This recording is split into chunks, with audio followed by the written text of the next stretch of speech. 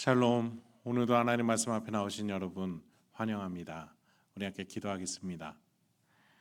하나님, 오늘도 우리에게 귀한 말씀 주시니 감사합니다. 이 말씀으로 오늘도 살아가기 소망합니다. 떡으로만 사는 것이 아니라 주님의 말씀으로 명예롭게 하나님의 자녀답게 살기 소망합니다. 이 말씀 속에서 새 마음, 새 능력 허락하여 주옵소서. 예수님의 이름으로 기도했습니다. 아멘. 오늘 함께 살펴볼 말씀 마태복음 12장 1절부터 8절까지 함께 살펴보도록 하겠습니다. 오늘 본문 속에서 예수님은 제자들과 길을 걸으시고 또 생활하십니다. 그런데 그때가 안식일이었어요. 율법에서는 노동을 금지시키고 안식하라고 하신 하나님의 마음이 담겨져 있습니다. 아버지께서 일하시니 너희가 가만히 있어도 살아나갈 수 있다라는 그 놀라운 영적 원리를 가르쳐 주고자 하심이죠. 그런데 율법 학자들이 율법을 하나님의 마음을 전달하는 데 신경 쓰기보다는 다른 의도, 자신을 높이거나 어떤 특정한 부류의 사유물로, 전유물로 만들어 버린 까닭에 이 안식의 규정은 다르게 변질되어 버리고 맙니다. 인간의 기본적인 활동까지 제약시키는 데까지 사용되어집니다. 하나님의 본심과는 전혀 딴판이 되어버린 거죠. 그러한 일이 오늘 본문 속에서 일어나는데 1절부터 살펴보시죠. 그때 예수께서 안식일에 밀밭 사이로 가실새 제자들이 시장하여 이삭을 잘라 먹으니 바리새인들이 보고 예수께 말하되 보시오, 당신의 제자들이 안식일에 하지 못할 일을 하나이다. 제자들이 밀밭 사이를 거닐다가 배가 출출해서 밀 이삭 몇 개를 잘라 먹었나 봅니다.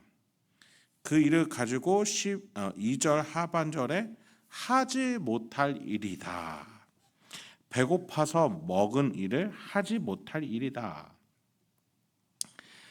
그들의 입장에서는 사람이 먹는 것과 안식일에 노동하지 말라는 율법 사이에서 당연히 후자가 먼저였던 거겠죠. 우리는 움직임을 최소화하면서 자리를 지키고 굶어야 된다. 그게 율법주의자들의 주장이었습니다. 이것은 반율법적이고 반신앙적이다. 더 나아가서 하나님을 모독한 거다라고까지 주장을 하는 것이에요. 그런데 예수님의 반박은 전혀 다른 해석을 꺼내놓게 됩니다. 이 유대인들이 가장 선망의 대상이고 신앙의 본보기로 삼는 바로 다윗의 일화를 구약에서 꺼내서 알려주십니다. 3, 4절이에요. 예수께서 이르시되 다윗이 자기와 그와 함께한 자들이 시장할 때에 한 일을 읽지 못하였느냐? 그가 하나님의 전에 들어가서 제사장 외에는 자기나 그 함께한 자들이 먹어서는 안 되는 진설병을 먹지 아니하였느냐? 또 안식일에 제사장들이 성전 안에서 안식을 범하여도 죄가 없음을 너희가 율법에서 읽지 못하였느냐? 두 가지의 실제 사례를 예수님이 언급하세요. 첫 번째는 다윗입니다. 다윗이 사울에게서 도망치고 다닐 때였어요. 가까스로 노비라는 곳에 다다르게 됐는데 다윗과 그의 호위병들이 기진맥진한 상태였어요. 노베 제사장 아히멜렉에게 먹을 것을 구했는데 때마침 먹을 게 똑 떨어지고 남은 것 하나라고는 성막 안에 들어갔다가 이제 새 떡으로 교체하느라고 밖으로 나온 떡밖에 없었어요. 이 떡은 사실 하나님이 지정한 곳에서 제사장만 먹게끔 율법에서 정해져 있었습니다. 그 이유는 뭐냐면 하나님께 드린 것이었기에 함부로 다루지 않기 위함이에요. 그러니까 조금만 확장해서 보자면 하나님께 드린 것에 대한 존중을 담기 위해서 함부로 대한 것이지, 이것이 만약에 죽기 직전에 기진맥진한 사람들이 있다면 사람을 살리는 데는 얼마든지 쓸 수 있다는 것이죠. 무엇이 더 먼저겠어요? 사람 목숨이 먼저라는 거예요.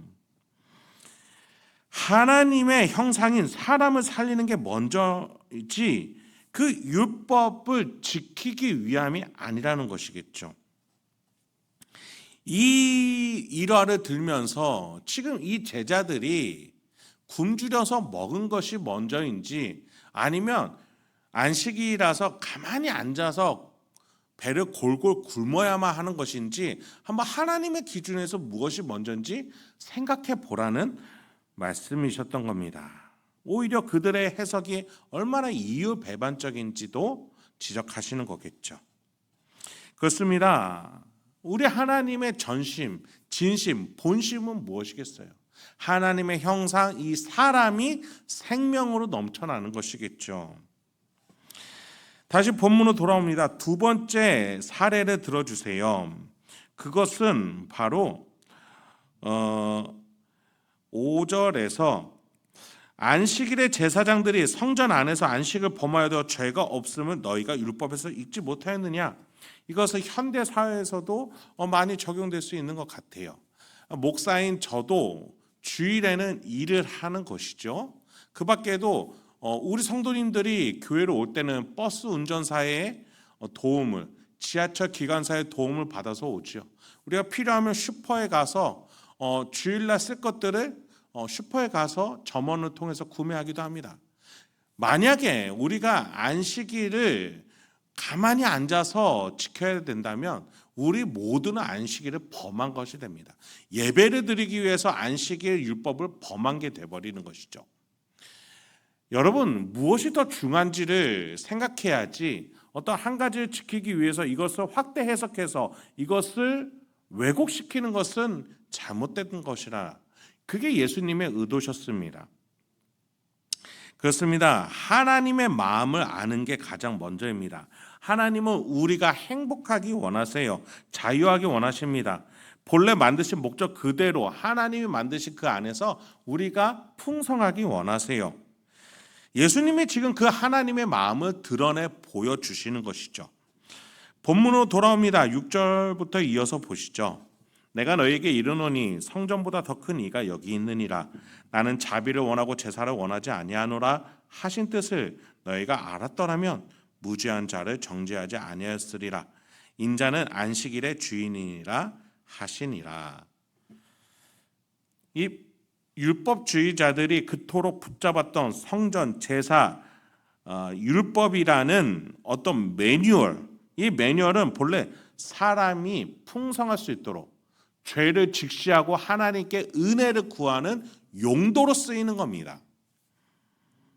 그런데 하나님의 사랑을 쏙 빼버리고 자신들의 우월성을 더 높이기 위해서 매뉴얼을 더 디테일화 시켜서 결국에는 사람이 보면 숨만 턱턱 막히는 그 율법들로 만들어 놓은 거예요. 예수님이 그래서 말씀하신 거예요. 이 매뉴얼을 창시한 자가 누구냐? 이 매뉴얼의 주인이 누구냐? 인자는 안식일의 주인이라. 이 율법이 희미하게 가르치는 것에 그치지 마라. 거기에 본심, 그것을 드러내는 나의 말을 들어라. 안식일은 사람을 살리는 것이다. 근데 그 안식일의 주인인 내가 사람을 살리기 위해서 이 땅에 와서 안식일에 대해서 본심을 알려주는 것 아니냐. 사람이 먼저다. 말씀을 마치도록 하겠습니다. 우리 예수님의 말씀 해석은 다시금 우리의 신앙과 생활과 사고방식을 조정케 해주십니다. 하나님은 여러분을 사랑하세요. 여러분을 자유케 하시기 위해서 예수의 영 성령 하나님을 여러분 마음 가운데 보내주셨습니다. 그 성령 하나님과 함께 교제하시고 또 소통하시고 또 그 성령 하나님을 따라서 순종하신 저 여러분 되게 소망합니다. 그렇게 오늘도 깨달아지는 이 말씀들을 가지고 자유하고 풍성하게 살아갈 수 있는 저와 여러분이 되게 소망합니다. 특히 우리 예수님께서 원하시는 삶은 그 어떠한 매뉴얼보다도 어떠한 종교적인 의식보다도 하나님의 마음, 예수님의 전심을 알기를 바라시는 마음을 우리에게 알려주셨습니다. 저와 여러분의 근처에 있는 또 우리가 기도하고 있는 그 사람이 하나님의 전심입니다. 우리가 또 다른 누군가를 사랑하며 살리며 세워나갈 수 있는 명예로운 오늘도 되게 주님의 이름으로 축원드립니다. 함께 기도하겠습니다. 하나님, 오늘도 우리에게 귀한 말씀 주시니 감사합니다. 오늘도 이 말씀 속에서 주님께서 깨닫게 해주시는 것들을 붙잡고 오늘도 나아가겠습니다. 명예롭게 살아내겠습니다. 주여 힘과 용기를 우리 성도님들과 저에게 허락하여 주옵소서. 예수님의 이름으로 기도했습니다. 아멘.